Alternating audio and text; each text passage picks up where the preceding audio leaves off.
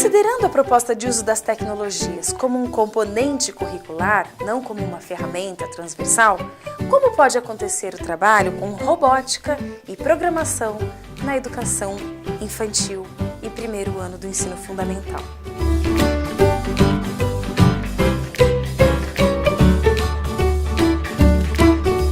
Para começar essa reflexão, eu vou citar aqui um pequeno trecho de um texto de Eduardo Chaves. Ele diz o seguinte: ao lidar com robótica, as crianças aprendem, no mínimo, a resolver problemas e a trabalhar em colaboração.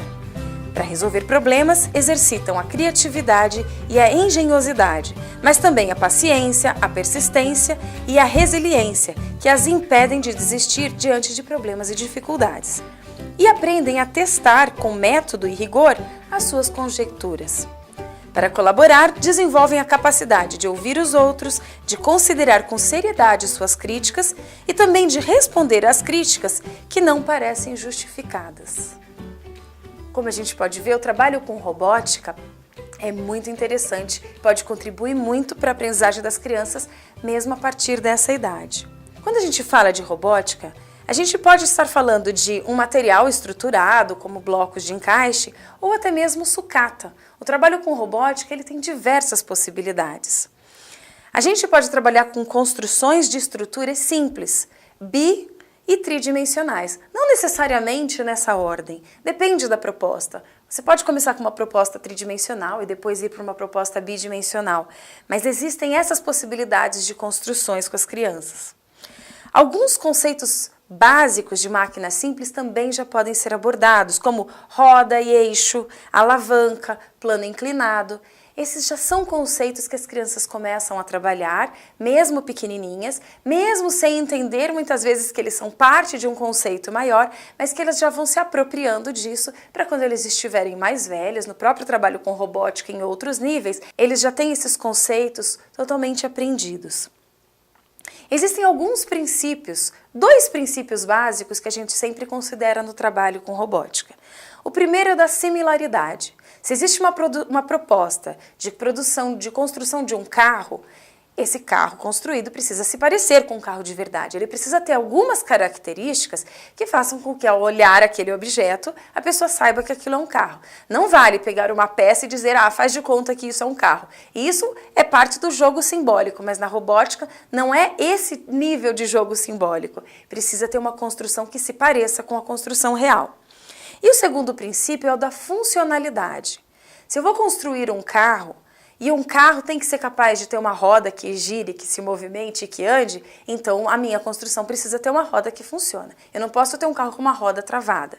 Se eu vou construir uma torre e a torre precisa estar de pé, sozinha, sem que eu precise ficar segurando, então a minha construção também precisa garantir esse princípio. Senão, não é uma construção real e não é desafiadora e não vai levar o aluno a compreender alguns princípios que estão por trás dessa construção.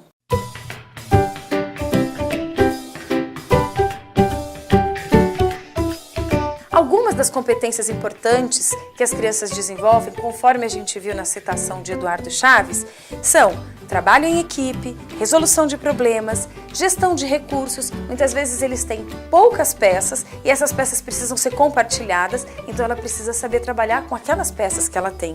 Gestão do tempo. Existe sempre uma preocupação com o tempo de construção para que a criança tenha um começo, um meio e um fim da sua proposta. Por isso ela precisa aprender a gerir o tempo. Capacidade de negociação, argumentação, liderança, controle emocional, especialmente nessa faixa etária onde ainda é tão difícil para a criança trabalhar em grupo, ceder à vontade do outro, dividir, compartilhar as peças. Então ela tem oportunidade de, ao se descontrolar emocionalmente, aprender a fazer esse controle. A gente utiliza uma metodologia de trabalho com robótica que envolve basicamente 5 fases. Cada uma dessas fases, ou pelo menos as 4 primeiras fases, podem compreender apenas uma aula de cada uma delas. Na primeira fase, as crianças fazem uma exploração espontânea dos materiais. É importante elas terem esse contato, manusearem livremente. Na segunda fase, a gente propõe sempre um momento de organização e classificação desses materiais, pela similaridade, pelas cores. Dessa forma, elas vão percebendo algumas características específicas dos materiais. Na terceira fase, a gente começa a trabalhar com a nomenclatura correta dessas peças. Alguns jogos, como o bingo de peças, por exemplo, favorecem muito. Cada peça que a gente sorteia, a gente chama pelo nome correto, um conector, um eixo, uma alavanca, enfim, a gente vai chamando as peças pelos nomes e sem perceber elas começam a se apropriar dessa nomenclatura. Na quarta fase, elas começam a fazer algumas construções conforme um modelo. E na última fase, elas são desafiadas a fazer suas próprias construções, de sua própria autoria, respeitando aqueles dois princípios, da singularidade e da funcionalidade.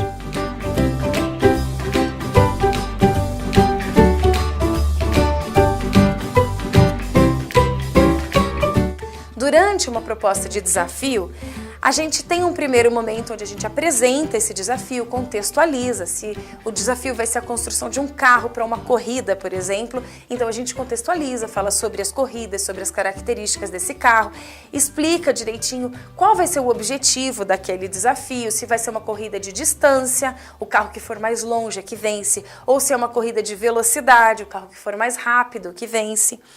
E define exatamente as regras, o tempo que ela vai ter para construir aquele carro, por exemplo. A fase seguinte é o momento da construção. Esse momento é cronometrado e a criança pode fazer a sua construção, testá-la, fazer os ajustes necessários. Por isso, se for uma corrida, por exemplo, de carro, é importante disponibilizar a rampa que será utilizada no dia da corrida para que a criança possa testar, possa observar se o carro andou, se ele parou, levantar as hipóteses, por que ele não andou, o que está atrapalhando, comparar com os carros dos amigos e assim ela vai fazendo os ajustes necessários para criar o protótipo da corrida. No final do tempo, a criança então organiza os materiais e apresenta o seu carro. Se houver tempo na própria aula, pode acontecer a corrida. Se não, numa aula seguinte, ela reconstrói o carro a partir do protótipo que ela fez, que nesse caso deve ser fotografado e disponibilizado na aula seguinte. No final da corrida, a etapa mais importante seria a sistematização dos conceitos aprendidos. A partir do que as crianças observam, quais foram os carros mais bem-sucedidos nessa corrida? O que fez com que eles fossem bem-sucedidos? Quais não foram bem-sucedidos? O que atrapalhou? Dessa forma, elas vão construindo conhecimentos e alguns conceitos importantes. Por isso é importante a gente sistematizar isso no final, para que isso não fique solto. Eu vou falar rapidamente sobre uma proposta agora de programação, não mais de robótica.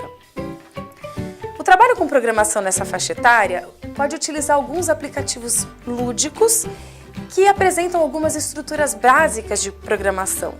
Poderia citar 2 exemplos que a gente tem utilizado muito com crianças a partir de 5 anos de idade. Um, que é o IQ Marathon, como vocês podem ver nesse exemplo, onde o aluno precisa colocar os comandos por meio de setinhas para levar a vaquinha até o troféu.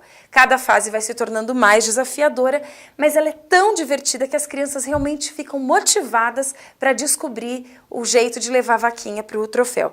Elas levantam as hipóteses, elas colocam as setas, testam, se não funciona elas têm que analisar por que a vaquinha não está conseguindo chegar. Então esse exercício de levantar hipóteses, testar as hipóteses, reformular as hipóteses até conseguir atingir o objetivo é extremamente importante para o desenvolvimento do raciocínio lógico da criança. Um outro software que também é muito usado a partir dessa faixa etária é o Scratch Junior. Ambos são gratuitos, têm disponíveis tanto para tablets quanto para computadores.